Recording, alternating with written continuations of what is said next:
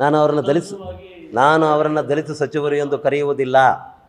Sorry to maybe my voice is ಅದು ಕರೆಯಲ್ಲ ಅವರನ್ನು. ಯಾಕೆಂದರೆ ಅವರು ದಲಿತ ಸಚಿವರಾಗಿ ದಲಿತರಿಗೆ ಏನನ್ನೂ ಮಾಡಿಲ್ಲ. That is not my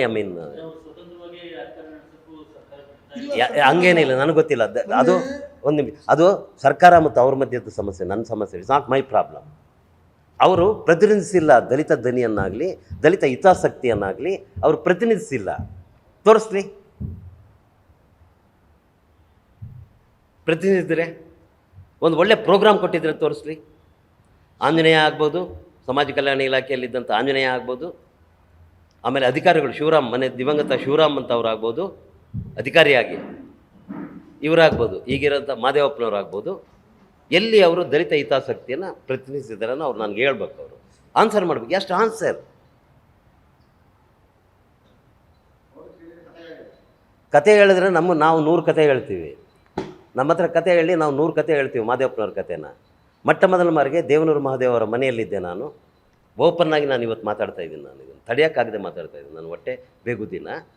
Devanur ಮಹಾದೇವ್ರಿಗೆ ಏನು ಆಸೆ ಅಂದರೆ, ಇವರು ಮೊಟ್ಟ ಮೊದಲು ಶಾಸಕರಾಗಿ ಆಯ್ಕೆ ಆಗಿದ್ದಾರೆ, ಡಾಕ್ಟರ್ ಆಗಿದ್ದರು. ಭಾಳ ಬ್ರದರ್ ಅಂತ ಮಾತಾಡ್ತಿದ್ವಿ.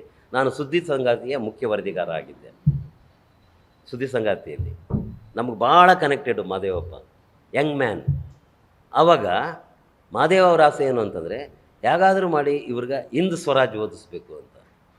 ಯಾವುದು? ಮಹಾತ್ಮ ಗಾಂಧಿಯವರ ಹಿಂದ್ ಸ್ವರಾಜ್ ಓದಬೇಕು ಅಂತ ಅದನ್ನು ಕೊಟ್ಟು ಕಳಿಸಿದ್ದಾರೆ ಅವ್ರಿಗೆ ಓದೋದಕ್ಕೆ.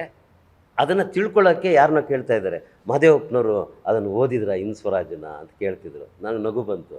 ಯಾಕಂದರೆ ನನಗೆ ಮಹದೇವಪ್ಪ ಗೊತ್ತಿತ್ತು ಮುಂದೆ ಏನಾಗ್ತಾರೆ ಅಂತ. ನಕ್ಕೆ ನಾನು.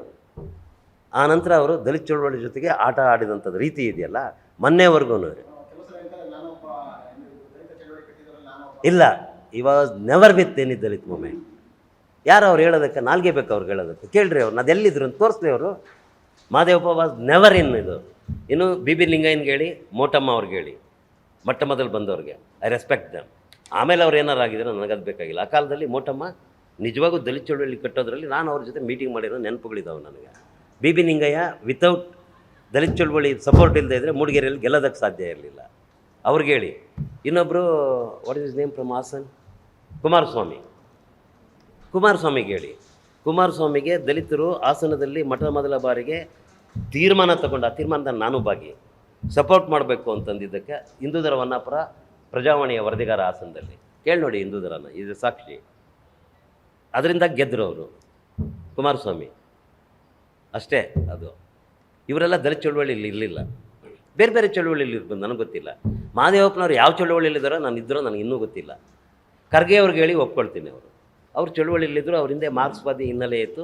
ಲೇಬರ್ ನಮ್ಮ ಕಮಲಾಪುರದಲ್ಲಿ ಅವರು ಕಾರ್ಮಿಕ ಇದಾಗಿದ್ದರು. ಅವ್ರದ್ದು ಕಾರ್ಮಿಕ ಹಿನ್ನೆಲೆ ಅವ್ರ ತಂದೆದೆಲ್ಲನೂ. I respect that. Not Priyanka Kharge. Priyanka Kharge ಅಲ್ಲ, ಅವರಪ್ಪ ಮಲ್ಲಿಕಾರ್ಜುನ್ ಖರ್ಗೆ, ಅವರಪ್ಪ. ಅದು I respect the tradition. I call it a tradition.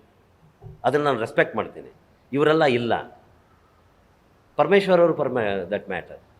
ಎಲ್ಲಿ ಯಾವ ಚಳುವಳಿಯಲ್ಲಿದ್ದರು ಪರಮೇಶ್ವರ್ ಅಪ್ಪನವರ ತಂದೆ ಗಂಗಾಧರಯ್ಯನವರು ಇದ್ರಲ್ಲ, ಐ ಸೆಲ್ಯೂಟ್ ಯು. ಭಾಳ ದೊಡ್ಡ ಮನುಷ್ಯ. ತಲೆ ಮೇಲೆ ಹಳ್ಳಿಗೆ ಹೋಗ್ಬಿಟ್ಟು ಧಾನ್ಯ ಸಂಗ್ರಹಿಸ್ಕೊಬಂದು ದಲಿತ ಮಕ್ಕಳಿಗೆ ಹಾಸ್ಟೆಲ್ ಮಾಡಿದರು ಅವರು. ಅವ್ರಿಗೆ ಮೆಡಿಕಲ್ ಕಾಲೇಜ್ ಸ್ಯಾಂಕ್ಷನ್ ಆಯಿತು. ಈ ಮೆಡಿಕಲ್ ಕಾಲೇಜ್ ಸ್ಯಾಂಕ್ಷನ್ ಆದಮೇಲೆ ಪರಮೇಶ್ವರರಂಥ ಒಂದು ಅಸ್ತಿತ್ವ ಬೆಳಕಿಗೆ ಬಂದಿದ್ದು, ಅಥವಾ ಗಟ್ಟಿಯಾದ ತಳಹದಿ ನಿರ್ಮಾಣ ಆಗಿದೆ.